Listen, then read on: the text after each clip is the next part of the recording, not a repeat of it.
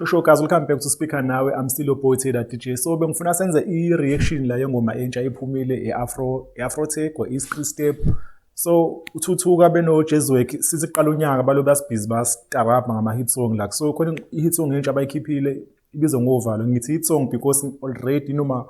inobabalwa emu besiba nothukuzini and ngizula production yakhona like everything lamajita ayithashayo lise iba gold. So bengithi nje ngifuna ukwenza i-review ngithi ngilinde i-EP yabo because kudala be-announce bethi bazokhipha i-EP mase kuzophela unyaka but now so August so i-EP angazi mhlawumbe mina ongayikhethanga oyenza kaphumi but uvalo weliphumeleza isingili ifeaturishe uthukuzini omunye oke wathusa umsindo because uke wathi ukiclaima naye i-Step uthi uyena waqala i-Step so lamajita lawa iyona this year after yenza abapopular abantu abaningi i-Step but khona i-video skills ayenza izo Speaker Now before sathi umuntu weqala i-Step according to Speaker Now sasithe uthakuzini ke thina but ke ifight ibankulu no Heavy K uke wangena wathi yaqalwa uye no Prince KB so kuningi but angifuna ukukhuluma ngalokho right now because into esifuna ukukhuluma ile ngoma lephumile uvalo so ubabalwa M uthole i-feature ke yaku Step I think ingoma oqale ngizwa yena ubabala M and uyafitha ngalendlela like ivoice lo mntwana lo there's something special i-melodic ngaleyo ndlela and ngiyajabula ukuthi ngimbone mhlambe ephuma kwezinye ingoma like ingoma ezingena Kelvin Momo because abantu abaningi bathi uhamba kwisithunzi like sa Kelvin Momo okuyena umuntu akadate nayo and uyena umuntu osesebenza kakhulu na production so ngijabulele nje ukumuza ukuthi ebe khona kwenye ingoma eyenziwe abanye abantu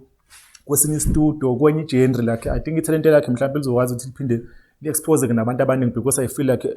umunye umuntu oyivocal so special okusamele Billy brand yakhe like emele engabhalansi ngamanye ama brand because une-talent elisimanga so leyo ngoma I think uyena umuntu owenze kakhulu kuleyo ngoma leyo but ke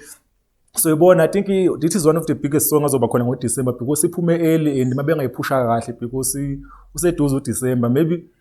one of the top 10 songs ingangena lapho leyo ngoma le mangaphushwa kahle because la majita ase dominated already unyaka wonke la 2025 uJazzwork benothuthuka ba destroyile like baqale ngevuka banyuka kanjalo beza ngosika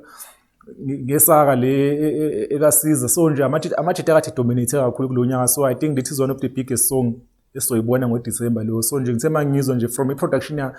even though inesandla sika Jazzwork because uJazzwork lo DJ o producer uthuthuka yilo i-vocalist so